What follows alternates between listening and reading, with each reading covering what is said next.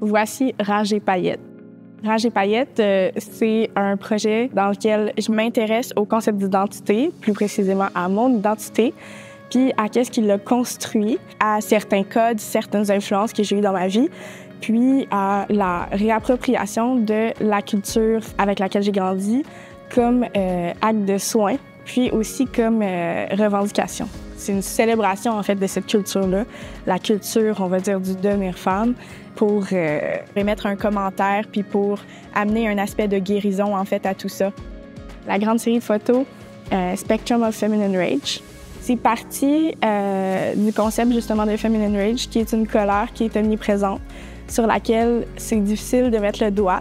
Dans cette série-là, je m'avais vraiment cherché extraire des situations de mon propre vécu ou des concepts qui sont liés à ma propre colère, à ma propre feminine rage.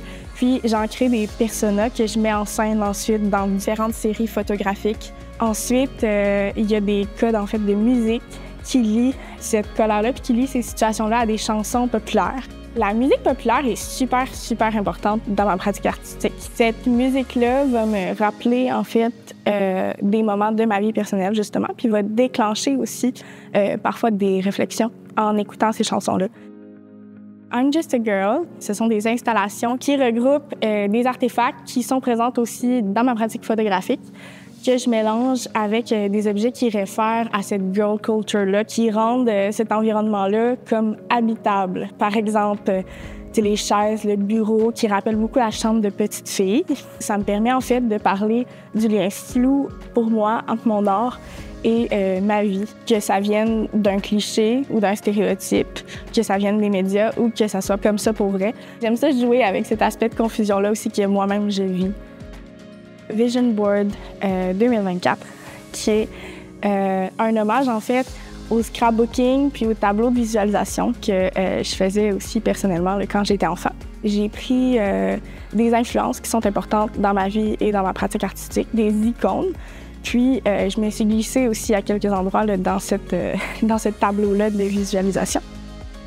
L'art pour moi, ça a vraiment été longtemps une façon en fait surtout de gérer là, mon anxiété, mes troubles anxieux. Après, est venu plus un intérêt pour le côté conceptuel, pour partager un message, donc un côté qui est communicationnel, qui est super important dans mon art. Maintenant, je vais chercher en fait ce côté-là de soin par plein de choses. Là. Oui, j'aime encore les actes répétitifs comme les découpages, mais je vais le chercher aussi par la communication d'un message. Quand je fais mes photos aussi, tout le maquillage, les costumes, c'est un long processus. Puis cette préparation-là pour une œuvre, pour une photo qui va être parfaite ou quelques photos, est super importante là, pour moi.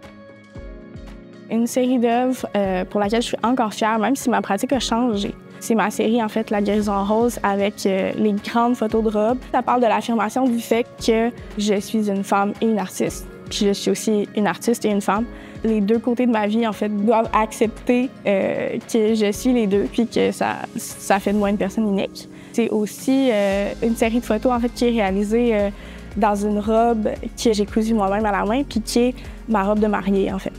Cette série-là, je suis très fière encore, puis il y en a deux là, ici qui parlent, c'est ça, de l'identité de femme et d'artiste, puis aussi de l'identité queer.